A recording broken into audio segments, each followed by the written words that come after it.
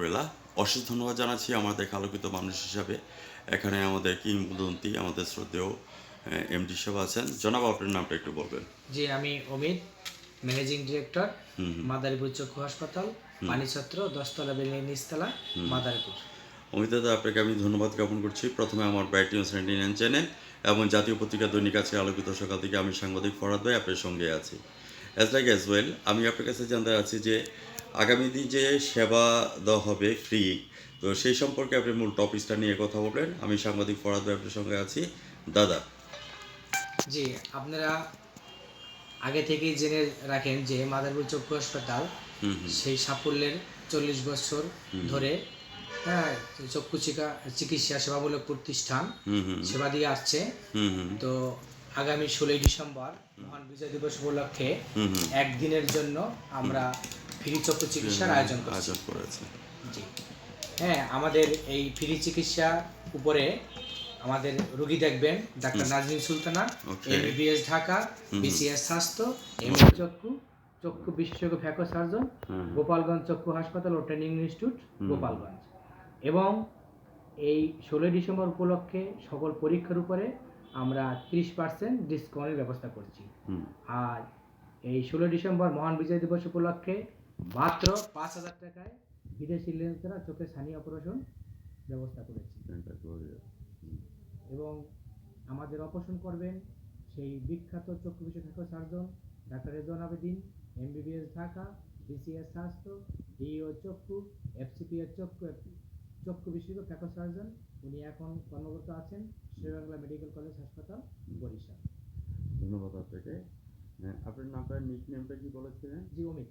অমিত দাদা, আপনাকে managing director হিসাবে আপনাকে কংগ্রেচুলেশন জানাচ্ছি। সুন্দরভাবে আপনি প্রস্তুত করেছেন আগামী দিন 16 ডিসেম্বরে যে সমস্ত ফ্রি সার্ভিস দিচ্ছেন। এখানে অনারেবল ডাক্তার যারা আসবেন তাদেরকে আমার চ্যানেলের মাধ্যমে এবং জাতীয় পত্রিকার মাধ্যমে অমিত দাদা আমি ধন্যবাদ জ্ঞাপন করছি। এবং পরবর্তীতে একটি কথা না বললেই নাই নয়, আমরা কিন্তু এমডিজি গোলটা আউট করেছি, এখন এসডিজি গোলের মধ্যে চলে আসছে, অর্থাৎ সাস্টেনেবল ডেভেলপমেন্ট গোল।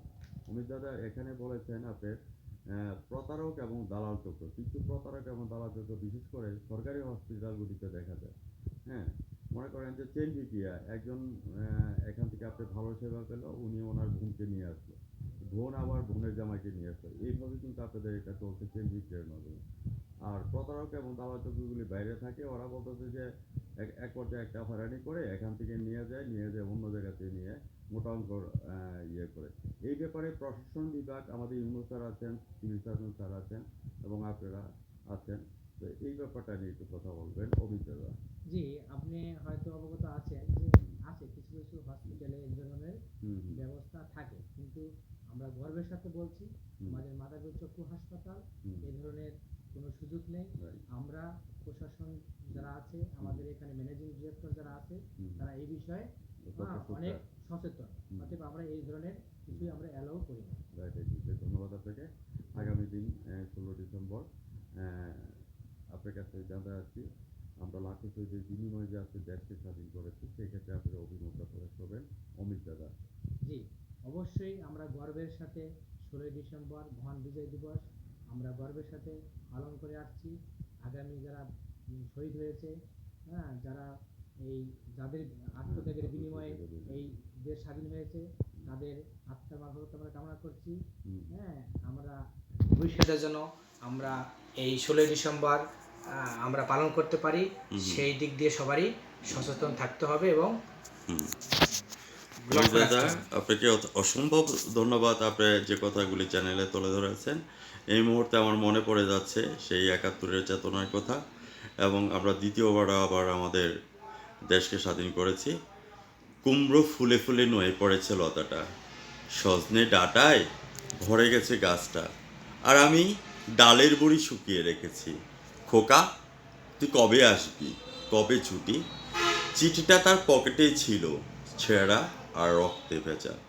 মাগো, ওরা বলে তোমার কোলে শুয়ে গল্প শুনতে দেবে না। বলো মা, তা কি হয়? তাই তো আমার আসতে দেরি হচ্ছে।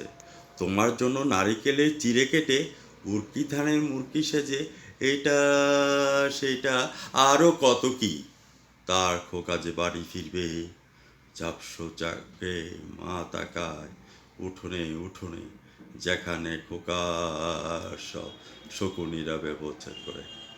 আবু জাফর আবদুল্লাহ লেখা কোনো এক মাকে কবিতাটি আজকের এই বিশেষ দিনে অমিত দাদা আপনার জন্য আমি উৎসর্গ করে দিয়ে গেলাম। ধন্যবাদ আপনাকে, ধন্যবাদ আপনার আলোকিত সকাল পত্রিকাকে, ধন্যবাদ আপনার সাফল্যর উৎসঙ্গকে। ধন্যবাদ ভিউয়ার্স, যারা আমার চ্যানেলের সামনে আছেন, আমাদের স্বনামধর্ম অমিত দাদার সাক্ষাৎকারটি আজ রাত 9:15 আমাদের চ্যানেল থেকে দেখে নেবেন এবং আগামী দিন জাতীয় পত্রিকা দৈনিক আজকের উল্লেখিত সকালের মধ্যে দেখে নেবেন। আমি সাংবাদিক ফরাদ ভাই বিদায় রেখে টানছি। God bless you. অমিত দাদা ভালো থাকেন, সুস্থ থাকেন। ধন্যবাদ আপনাকে। ধন্যবাদ।